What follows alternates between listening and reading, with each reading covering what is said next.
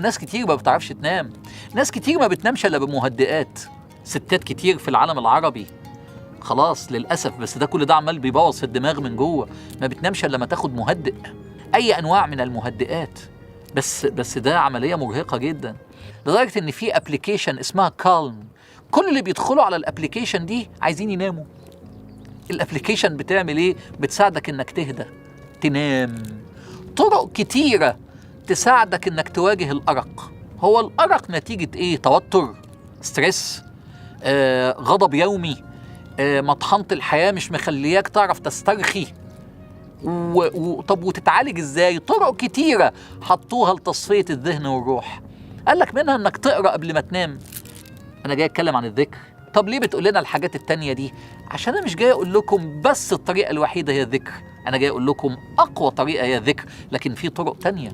انك تقرا كتاب قبل ما تنام، قال لك انك تسمع موسيقى قبل ما تنام، قال لك انك ترسم في كتاب تلوين. ايوه، كتاب التلوين بتاع الاطفال بيبقى فيه تفاصيل كتيره، بس هو دلوقتي بقى كتاب التلوين اسمه المايندفولنس. مايندفولنس يعني بتعمل استرخاء كامل من خلال التلوين، اشكال كتيره، لكن الحقيقه اقواها الذكر.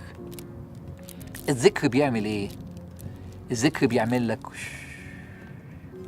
فضي كل زحمه اليوم وعيش مع الله 10 دقايق ربع ساعة قبل ما تنام، سواء في سريرك أو أنت بتتمشى أو أنت في بلكونة أو أنت قاعد في الروف بتاعك. الربع ساعة دي هتفضي كل الزحمة اللي في دماغك. التجربة بتقول كده، أنت مع الذكر أكثر هدوءا وقدرة على تفريغ الشحنات السلبية اللي منعاك من النوم. خلي بالك، شدة الأعصاب والاسترس بتمنع عقلك إنه يفرز هرمون اسمه ميلاتونين. إيه ميلاتونين دون؟ ده الهرمون المسؤول عن تنظيم عملية النوم. طول ما هو بيفرز بتكون النتيجة إن تنظيم عملية النوم بتكون أسهل. بيفرز منين؟ من الغدة الصنوبرية في الدماغ. ادخل على جوجل واكتب ميلاتونين، هرمون ميلاتونين، وشوف فوائده قد إيه. طول ما أنت في حالة استرخاء يفرز الهرمون دون فتعرف تنام. طول ما أنت في حالة شدة وأرق، ده كلام علمي، وزي ما بقول لك كده ادخل اعمل سيرش على الموضوع دون. طول ما أنت مشدود ما يفرز هرمون الميلاتونين. يا سبحان الخالق العظيم. الذكر بيعمل ايه؟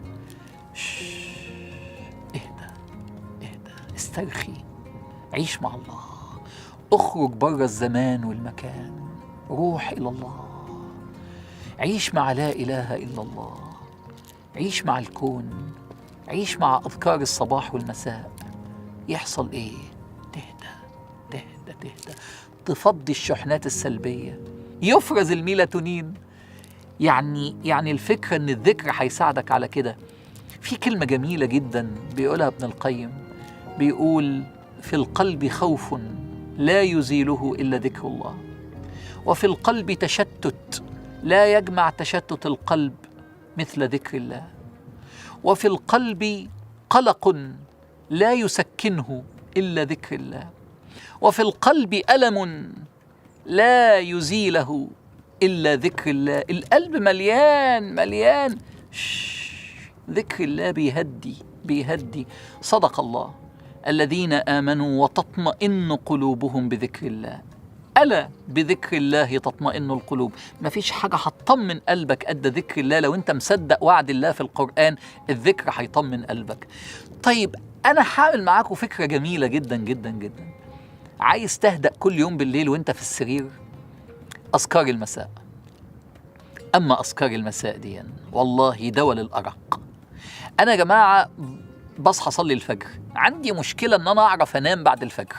خلاص، وناس كتير من اللي بيصلوا الفجر عندهم الحكاية دي. خلاص صحيت وتوضيت وصليت، أرجع بقى السرير أقعد أقاوم بالساعة. طب أنا عندي شغل بكرة. طب الحل إيه؟